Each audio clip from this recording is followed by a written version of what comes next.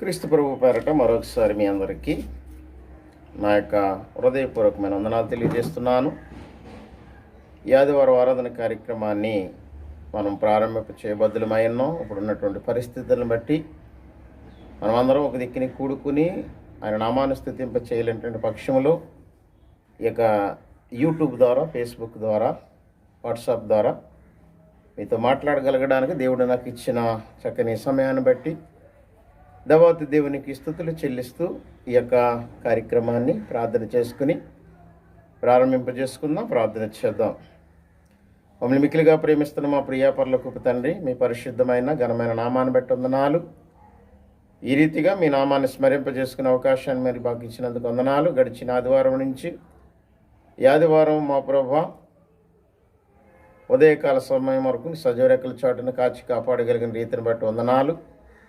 ఈ కార్యక్రమాల్లో మాతో పాటు ఏకీపిస్తున్న ఆయా ప్రాంతాలలో, దేశాల్లో ఉన్న బిడ్డలను బట్టి ఈ యొక్క క్రీస్తు సంఘం ద్వారా మరొకసారి మీ నామాన్ని స్మరింపచేయట్లో ఈ ఆరాధన కార్యక్రమాన్ని అంతటినీ మీ చేతులకు అప్పచెప్పుకునిచుండగా ఘనతీయ మహిమ ప్రభావాలు పొంది మెండైన దీవులు కుమరింపజేస్తారని యేసు పరిశుద్ధ నామాన్ని బట్టి ప్రార్థన అడిగి వేడుకొనిచున్నాం మా తండ్రి, ఆమేన్. మరొకసారి మీ అందరికీ క్రీస్తు ప్రభు పేరట వందనాలు తెలియజేస్తున్నాను. దేవుని యొక్క సంకల్పాన్ని బట్టి మహోన్నతుడి దేవుడు గడిచిన ఆదివారం నుంచి ఆదివారం వరకు కూడా ఆయన సజీవ రెక్కల చాటున కాచి కాపాడగలిగి మరొక పర్యాయం ఆయన నామాన్ని స్మరింపజేసుకునే అవకాశాన్ని మనకిచ్చినందుకు స్తుతులు చెల్లిస్తున్నాం.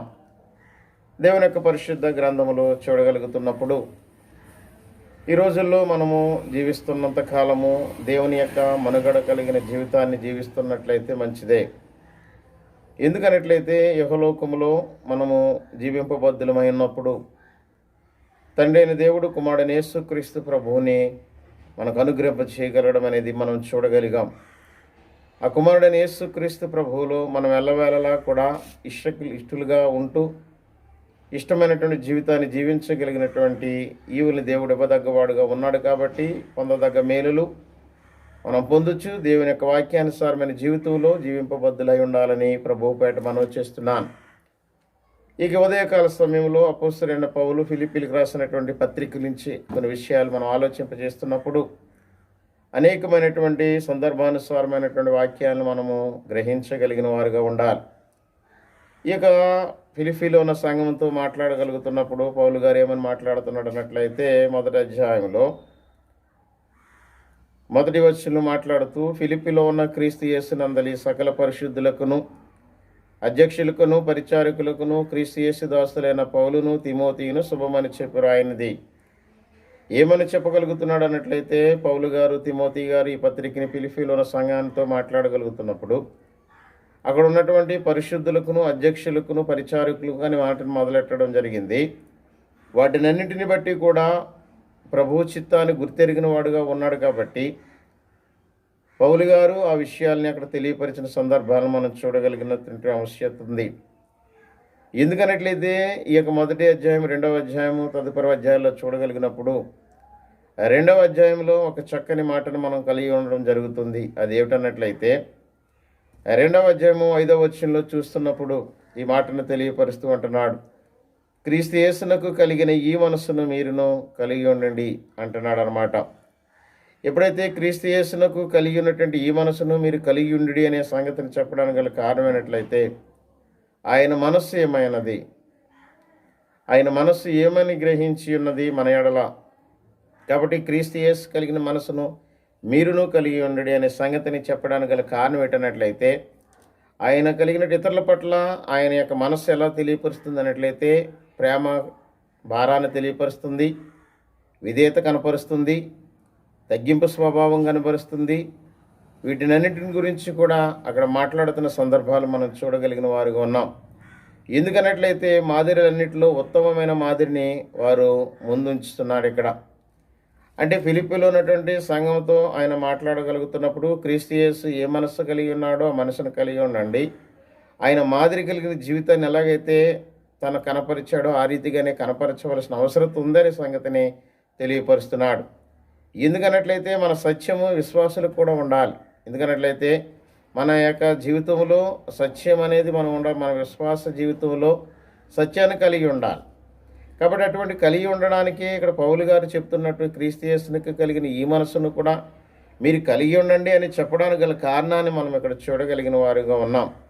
కాబట్టి ఎందుకు క్రీస్తు యేసుని మనసును కలిగి ఉండవలసిన అవసరం ఉన్నట్లయితే కొరింథీయులకు రాసినటువంటి మొదటి పత్రిక 2వ అధ్యాయం 16వ వచనంలో మనం చూడగలుగుతున్నప్పుడు ఒక చక్కని విషయాన్ని గురించి మాట్లాడుతున్నాడు. ప్రభువు మనసును ఎరిగి ఆయనకు బోధింపగలవాడెవడు? చూడండి ఎంత చక్కని మాట.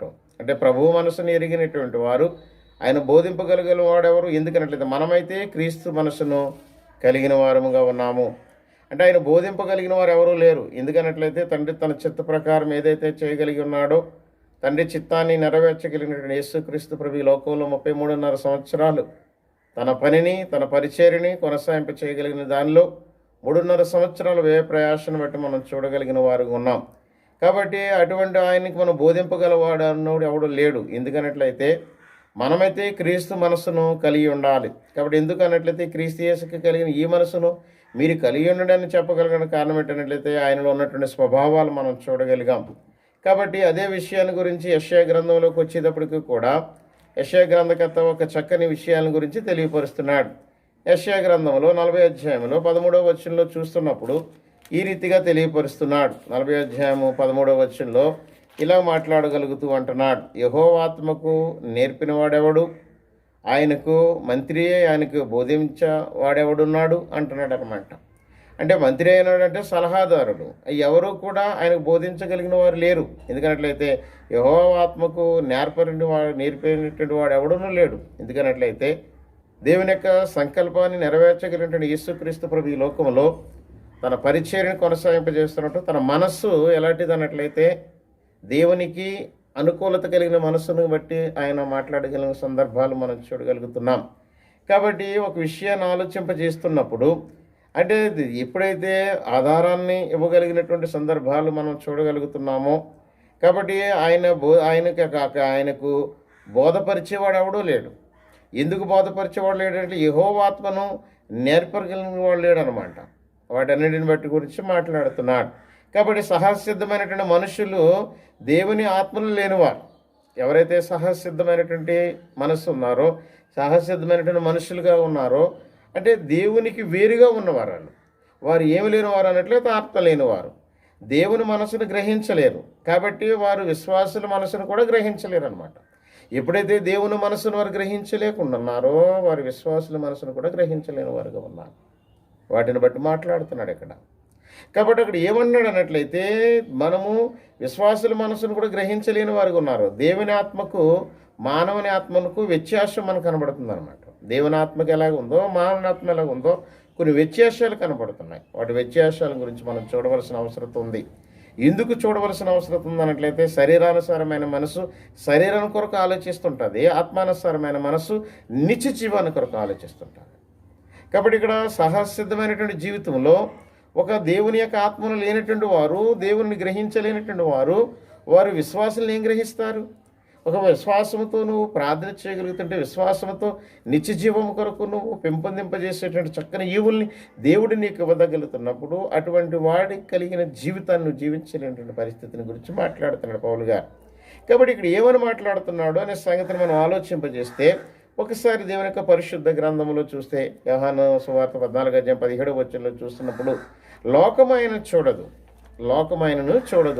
లోకమైన చూడదు అన్నట్లయితే ఎందుకు లోకమైన చూడదు అనే సంగతిని మనకు ఆలోచించాలి. ఎందుకు లోకమైన చూడగలలేకపోతుంది అనే సంగతిని చూస్తే 14వ అధ్యాయము యోహాను సువార్త 14వ అధ్యాయం 17వ వచనంలో ఇలా మాట్లాడుతున్నాడు, లోకమైనను చూడదు, ఆయన ఎరుగుదు గనుక ఆయనను పొందనేరదు అంటున్నాడు. కానీ మీరైతే ఆయన ఎరుగుదురు, ఆయన మీతోనో కూడా నివసించను, మీలో ఉండుననే సంగతిని గురించి మాట్లాడుతున్నాడు. అంటే లోకం అంటే ఏంటన్నట్లయితే ఇప్పుడు ఉన్నటువంటి లోకంలో ఉన్నటువంటి అనేక మందిని చూడగలుగుతున్నాం.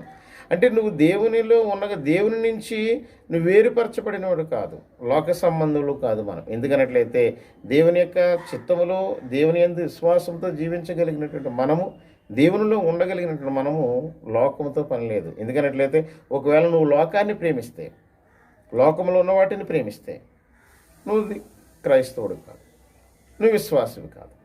లోకంలో ఉన్నంత లోకములో ఏది కూడా గ్రహించవలసిన అవసరం లేదు. ఎందుకంటే క్రైస్తవుడు లోకము నుంచి వేరుపరచబడిన వారు. మనం లోకంలో నుంచి వేరుపరచబడిన వారు. ఎందుకు వేరుపరచబడినట్లయితే ఆ లోకములో ఉన్నటువంటి వాటినన్నింటిని గురించి కూడా మనం ఆలోచింపచేయాలి. కాబట్టి ఆయనను పొందనేరదు, ఎందుకంటే మీరు ఆయనను ఎరుగుదురు. ఎందుకని ఆయన మీతో కూడా నివసించును, మీలో ఉండును. క్రీస్తు యేసుని మనస్సును కలిగి ఉన్నటువంటి మనము ఆత్మానుసారమైన జీవితాన్ని పొందగలిగిన వారంగా కాబట్టి ఆయన్ని తెలుసుకోగలుగుతాం, ఆయనతో ఉండగలుగుతాం. ఎందుకనట్లయితే ఆయన వాక్యము చేత పట్టుకొని, ఈరోజున ఆయన వాక్యాన్ని చేత పట్టుకుని దేవునికి అనుకూలత కలిగి జీవితాన్ని జీవించగలిగే పరిస్థితిని దేవుడు నీకు ఇవ్వదగ్గవాడుగా ఉన్నాడనే సంగతిని గుర్తించవలసిన అవసరం ఉంది.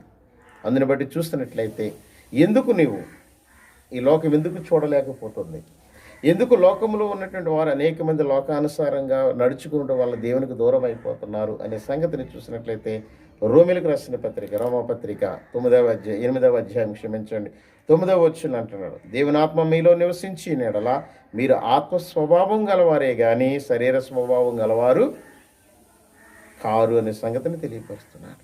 ఎందుకనట్లయితే ఇక్కడ చూస్తాం ఒకసారి, శరీర స్వభావం గలవారు. ఎందుకనట్లయితే దేవుని ఆత్మ మీలో నివసించుచున్న ఎడల మీరు ఆత్మ స్వభావం గలవారే కానీ శరీర స్వభావం గలవారు కారు. ఎవడైనను క్రీస్తు ఆత్మ లేనివాడైతే వాడాయన వాడు కాడు అనే సంగతిని తెలియపరుస్తున్నాడు. అంటే క్రీస్తు ఆత్మను కలిగి ఉండాలి. క్రీస్తు ఆత్మను అంటే క్రీస్తు యేసును కలిగిన ఈ మనస్సును, క్రీస్తు యేసునికి కలిగిన ఈ మనస్సును మీరును కలిగి ఉండడి అనే సంగతిని గురించి తెలియపరుస్తున్నాడు. కాబట్టి దేవుని యొక్క మనుగడలో ఎల్లప్పుడూ కూడా జీవించగలిగేటువంటి అవకాశాన్ని దేవుడు మనకు అనుగ్రహింపజేసిన రీతిని బట్టి మనం చూడగలిగిన వారుగా ఉన్నాం. ఎందుకనట్లయితే ఇక్కడ అంటున్నాడు, చూసినట్లయితే సర్వస్వభావం గలవారు దేవుని సంతోషపరచలేరని చెబుతూ 7వ వచనం ఎందుకు అంటున్నాడు, దేవుని ఆత్మ మీలో నివసించి అన్నాడు. అలా మీ ఆత్మ స్వభావం గలవారే కానీ శరీర స్వభావం కలవారు కాదు. మనము దేవుని యొక్క స్వభావాన్ని కలిగి ఉండాలి. దేవుని ఆత్మ మనలో ఉన్నప్పుడు శరీర స్వభావాన్ని కాదు, ఆత్మ స్వభావాన్ని కలిగి ఉండాలి. ఎందుకనట్లయితే ఎవడైనా క్రీస్తు ఆత్మ లేనివాడైతే ఆయన వాడు కాడు అనే సంగతిని, అంటే ఆయన కలిగిన మనస్సును మనం కలిగి ఉండాలి. ఆయన కలిగిన మనస్సులో మనం ఎప్పుడైనా తోడుకుంటాము అప్పుడు మనం దేవుని ఆత్మను కలిగిన వారుగా ఉంటామనే సంగతిని గురించి తెలియపరుస్తున్నాడు. గలతీ పత్రికలో చూసినట్లయితే 3వ అధ్యాయం, గలతీ పత్రిక 3వ అధ్యాయము 2వ వచనంలో చూసినట్లయితే ఒక చక్కని మాటని గురించి అక్కడ పౌలు గారు మాట్లాడుతున్నాడు. 3వ అధ్యాయం గలతీయులకు రాసిన పత్రిక 3వ అధ్యాయం 2వ వచనంలో ఈ రీతిగా తెలియపరుస్తున్నాడు. ఏమన్నాడనట్లయితే, ఇది మాత్రమే మీ వలన తెలుసుకుని కోరుచున్నాను, ధర్మశాస్త్ర సంబంధమైన క్రియల వలన ఆత్మను పొందితేరా లేక విశ్వాసంతో వినుట వలన పొందితేరా అని అడుగుతున్నాడు. అంటే ధర్మశాస్త్రం సంబంధించిన వాటి వలన పొందగలుగుతున్నారా లేకపోతే క్రియల వలన ఆత్మను పొందగలుగుతున్నారా అనే సంగతిని గురించి మాట్లాడగలుగుతున్నారు. ఎందుకనట్లయితే మనము ఈ రీతిగా ఉన్నామనే సంగతిని తెలియపరుస్తున్నాడు.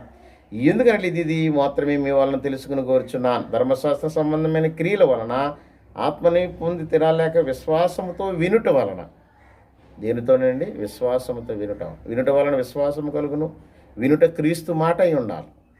అంటే ధర్మశాస్త్రాన్ని బట్టి అయితే మనం క్రైస్తవులుగా పిలవడలేదు. ఎందుకంటే ధర్మశాస్త్రమును సిలువకు మేకులతో కొట్టివేయబడిన సందర్భాలు చూడగలుగుతున్నాం. అంటే ఇది ఒక ఛాయే, వాటి నెరవేర్పును యేసుక్రీస్తు ప్రభు ద్వారా జరిగింది.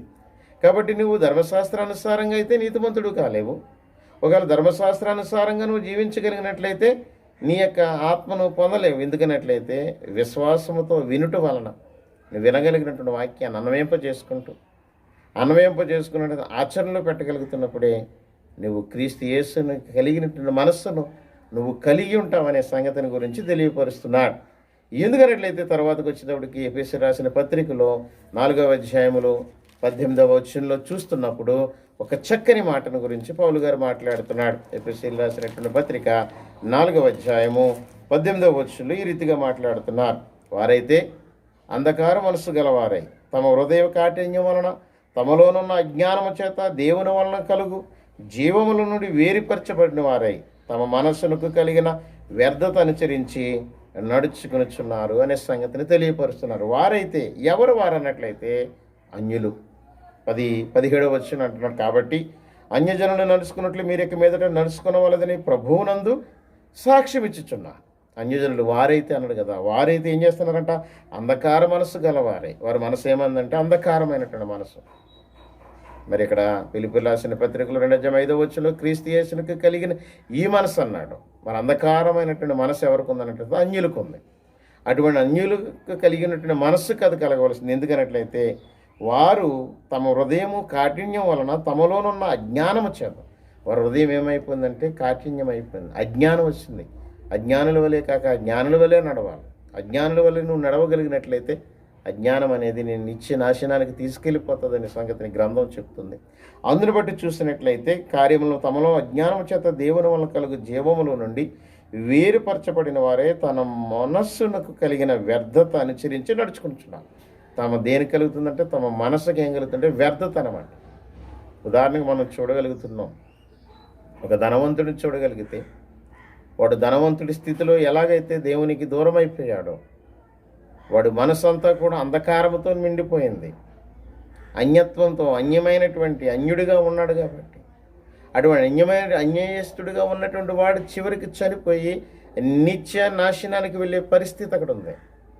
అటువంటి పరిస్థితిలో ఉండడానికే దేవుడు ఏం చెప్తున్నాడంటే క్రీస్తు యేసునికి కలిగిన ఈ మనస్సుని మీరు కలిగి ఉండాలనే సంగతిని పౌలు గారు అక్కడ చెప్పగలుగుతున్నారు. అటువంటి మనస్సును కలిగి ఉండాలన్నట్లయితే ప్రభు చిత్తములో ప్రభువుకి ఇష్టమైన జీవితాన్ని జీవించగలిగిన వారికి ఎప్పుడైతే ఉంటామో ఆయన మనుగడలో ఎల్లవేళలా కూడా దేవుడు సహాయకుడుగా ఉంటాడనే సంగతిని గురించి మాట్లాడుతున్నాడు.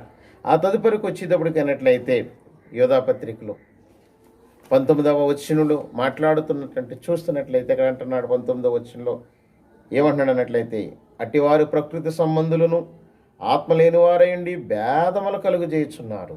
ఎవరు అన్నట్లయితే భేదాలు కలుగజేసేవారు, భేదాలు కలుగజేస్తూ కూడా ప్రకృతి సంబంధులైనటువంటి ఎవరు అనే సంగతిని ఆలోచించినట్లయితే 17-18 వచనాలు మనం ఒకసారి చదువుదాం. అయితే ప్రియులారా, అంత్యకాలమందు తమ భక్తిహీనమైనటువంటి దురాచలు చెప్పున నడుచు పరిహాసకులందరినీ మన ప్రభువైన యేసుక్రీస్తు అపోస్తులు పూర్వముందు మీతో చెప్పిన మాటలను జ్ఞాపకము చేసుకునడి. ఎందుకు జ్ఞాపకం చేసుకున్నట్లయితే అట్టివారు ఎటువారు అన్నట్లయితే భక్తిహీనమైన దురాచలు చెప్పున, భక్తిహీనమైనటువంటి దురాచలు చెప్పున ఎవరైతే ఉంటారో, భక్తిహీనతను కలిగినటువంటి వారు ఎవరైతే వారికి దూరంగా ఉండాలి. అందుకన్నాడు కీర్తన గ్రంథంలో దుష్టుల ఆలోచన చెప్పున్నాడు, ఒక పాపుల మార్గమును ఒక అపహాసకులు కూర్చుండే చోటును.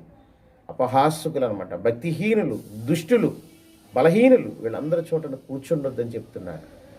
కాబట్టి అటువంటి విషయాన్ని గురించి మాట్లాడగలిగిన కీర్తనాగారుడు ఈ రోజుని యోధాపత్రికలకు వచ్చేటప్పటికి ఏమన్నాడంటే ఎట్టివారు అన్నట్లయితే అట్టివారు ఇటువంటి వారు అన్నట్లయితే భక్తిహీనమైన దురాచలు చెప్పున నడుచుచు పరిహాసకులందరినీ పరిహాసం చేసేవారు అనమాట. ఈ రోజుని ప్రభు మాటని పరిహాసం చేస్తాం. ఉన్నది ఉన్నట్లుగా బోధింప చేయగలిగితే పరిహాసంగా చూస్తాం. దేవుని సన్నిధానికి అనేక మంది పరిహాసంగా ఉండగలిగిన వారుగా ఉంటున్నారు. అటువంటి వారు ఏ మనసు కలిగి ఉన్నారంటే క్రీస్తు మనసును వారు కలిగి లేరు. అటువంటి వారు శరీర సంబంధమైన మనసు అనమాట. శరీర సంబంధమైన మనస్సు నిత్య జీవానికి తీసుకెళ్ళదు, నిత్య నాశనానికి తీసుకెళ్ళిపోతుంది. అటువంటి పరిస్థితిని గురించి మాట్లాడుతున్నాడు. కాబట్టి మనం ఎప్పుడైతే క్రీస్తుతో పాటు ఆయన మనస్సును మనం కలిగి ఉండగలుగుతామో తన విశ్వాసములో ఉండగలిగిన వారుగా ఉంటాం. క్రీస్తు యేసు యొక్క విశ్వాసములో మనం ఉండగలిగిన వారుగా ఉంటాం. ఎందుకన్నట్లయితే పౌలు 2 రకాలైనటువంటి మనుషుల గురించి వర్ణిస్తున్నాడు.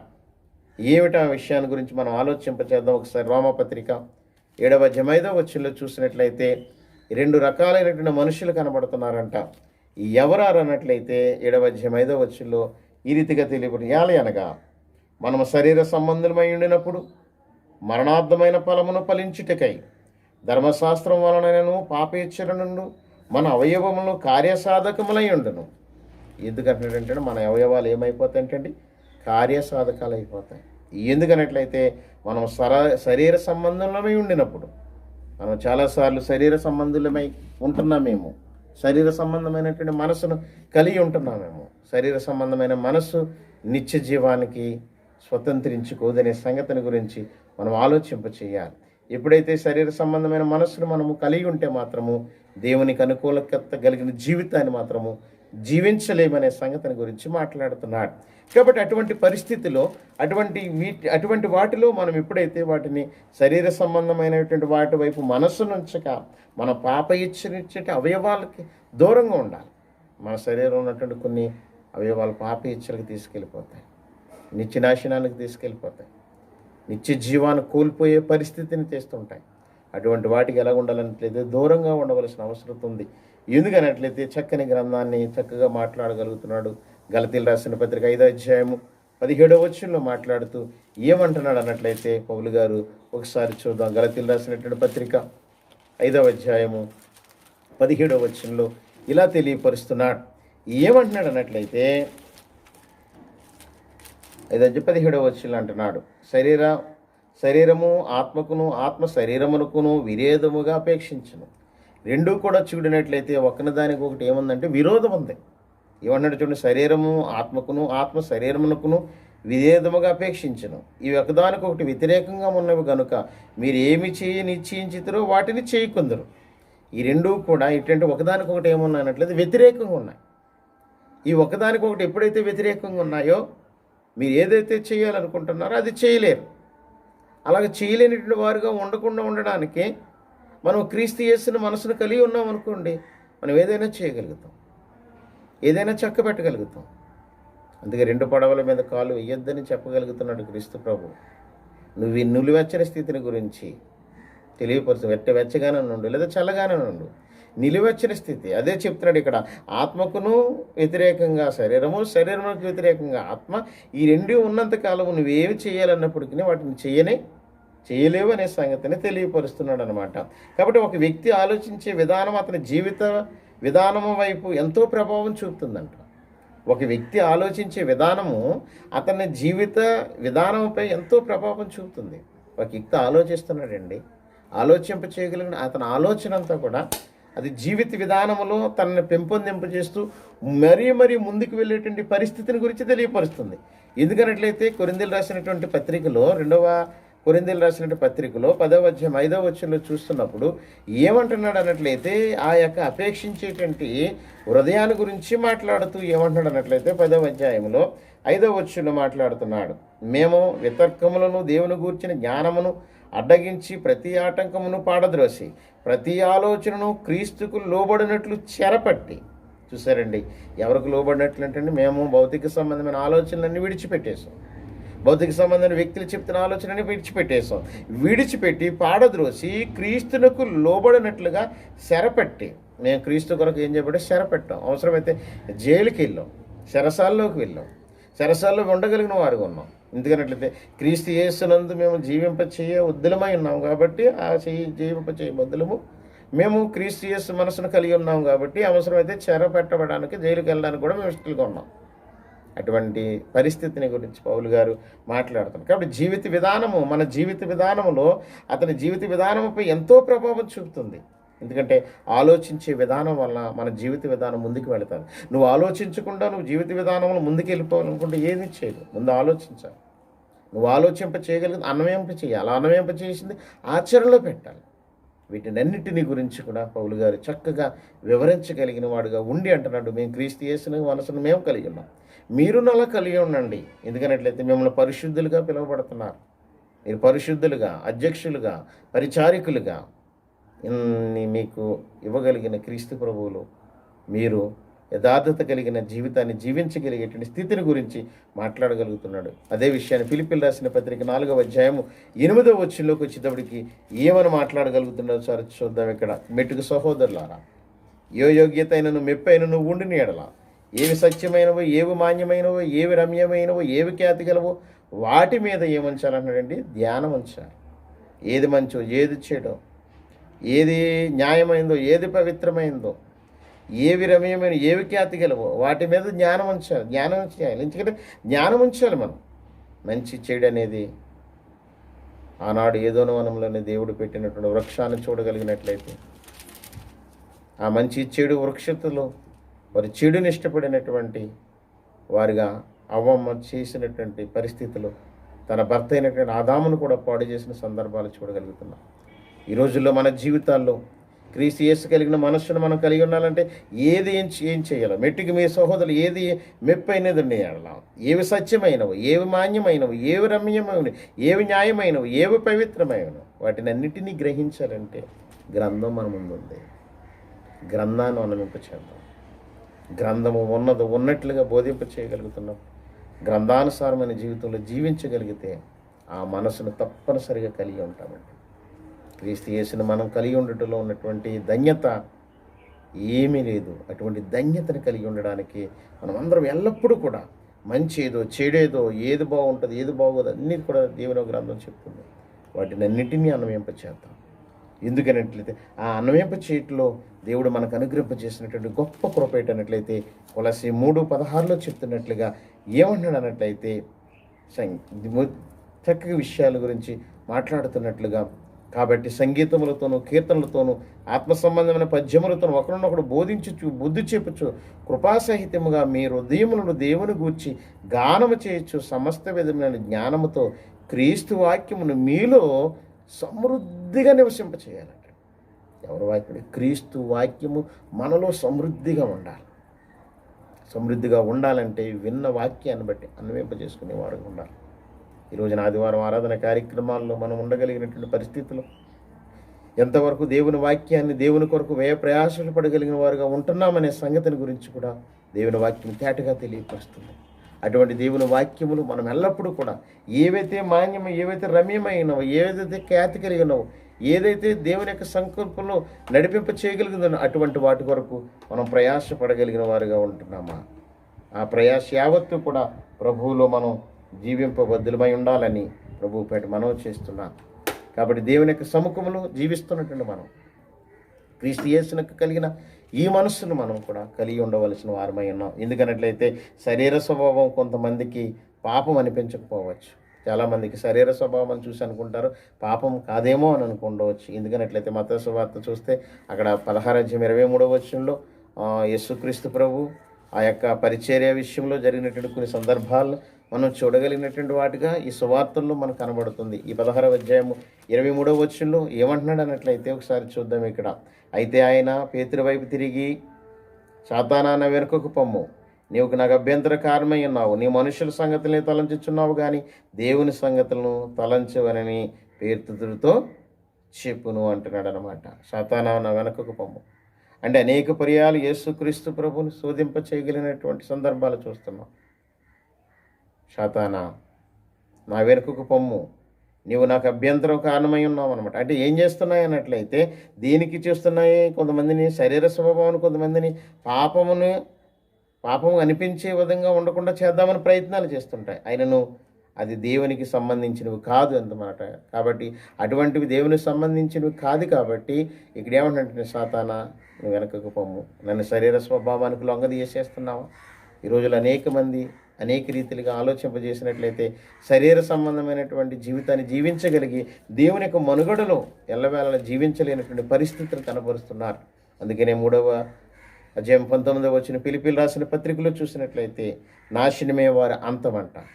ఎవరైతే అపహాస్యాన్ని కలిగి ఉన్నారో, ఎవరైతే వారి స్వభావం కొద్దిమందిగా పాపం అనిపించకపోక ఉంటుందో, అయినా అది దేవుని సంబంధమైనది కాదని గ్రహించగలిగిన వారుగా ఉంటున్నారో వారి విషయాలు ఇక్కడ మాట్లాడుతూ అంటే నాశనమే వారికి ఎలా ఉంటుందంటే వారి అంతమంట. వారి కడుపే వారి దేవుడు, వారు తాము సిగ్గుపడవలసిన సంగతులు యందు అతిశయపడుచున్నారు, భూ సంబంధమైన వాటి యందు మనస్సు నుంచుచున్నారనమాట. వారి కడుపే వారి దేవుడు అని తినము త్రాగుము సుఖించమంటుంటారు. వారి కడుపే దేవుడు. వాళ్ళు వేసిన కాంచి వారి పాకుళ్ళాట, వాళ్ళ కుటుంబాలకు వాళ్ళ బిడ్డలకు వారి పాకుళ్ళాట. చివరికి ఏమీ కూడా పట్టుకెళ్ళి, ఎందుకంటే తల్లి గర్భంలో దిగంబరులుగా వచ్చిన దెబ్బకి దిగంబరులుగానే వెళ్ళిపోతాం. ఎందుకనట్లయితే బ్రతకడానికి దేవుడు మంచి మార్గాన్ని ఇవ్వగలుగుతున్నాడు. అదే చెప్తున్నాడు ఇక్కడ. వారి సిగ్గుపడవలసిన సంగతులు ఎందుకు ఏం చేస్తారని అతిశయపడుతున్నారు, గొప్పగా చెప్పుకుంటుంటారు. వాళ్ళు చేసిన పనులు మళ్ళీ ఇలా చేసాం, అలా చేసాం, ఇంకేదో చేసాం, అది చేసాం, అక్రమంగా సంపాదిస్తూ, అన్యాయమైన మార్గాల్లో నడుచుకుంటూ, పాపం అనే ఊబిలో ఉంటూ, దొంగతనం, వ్యభిచారం, ఆశానుగ్రహం వీటన్నిటిని అనుసరిస్తూ వాటిలో వచ్చే సంపాదన ద్వారా గొప్పగా ఎంచుకుంటుంటాం. ఎందుకంటే వారి కడుపే వారి దేవుడు అనమాట. వారి కడుపు నిండితే చాలు, ఎదుటి ఎలా పోయినా పర్లేదు. సత్యం కొరకు నిలబడగలిగినటువంటి వాడిగా ఉంటేనే, సత్యం విషయంలో దేవునికి ఇష్టమైన జీవితాన్ని జీవించగలిగితేనే నువ్వు క్రీస్తు యేసు మనసును కలిగి ఉంటావు. చాలామంది క్రీస్తు యేసు మనసును కలిగి లేనటువంటి వారిగా ఉంటున్నారేమో. అటువంటి వారి విషయంలో జాగ్రత్తగా కలిగి ఉండాలి మనం. ఎందుకనట్లయితే అక్కడ చెప్తున్నాడు, ఇక్కడ ఏమన్నాడు చూసారా, భూ సంబంధమైన వాటి యందు ఏముంచుతారంటండి, మనస్సును ఉంచుతారంట. అటువంటి వారు భూ సంబంధమైన వాటి యందు, అటువంటి వాటి వైపు మనస్సు నుంచితే మాత్రం మనం దేవునికి ఏమైపోతాం అంటే దూరంగా అయిపోతాం. అప్పుడు మనలో ఎవరు మనసు ఉండదు అన్నట్లయితే క్రీస్తు యేసు మనస్సును ఉండదు. కాబట్టి ఈ రోజున దేవుని యొక్క సంకల్పములో, దేవుని చేస్తున్న నడిపింపులో మనం ఎంతవరకు క్రీస్తు యేసు మనసును మనం కలిగి ఉంటున్నాం. ఎందుకనట్లయితే క్రీస్తు యేసు మనసును మనల్ని ప్రేమకు దగ్గర చేస్తుంటాడు. భౌతిక సంబంధమైన ప్రేమ కాదని ఆత్మ సంబంధమైన ప్రేమ.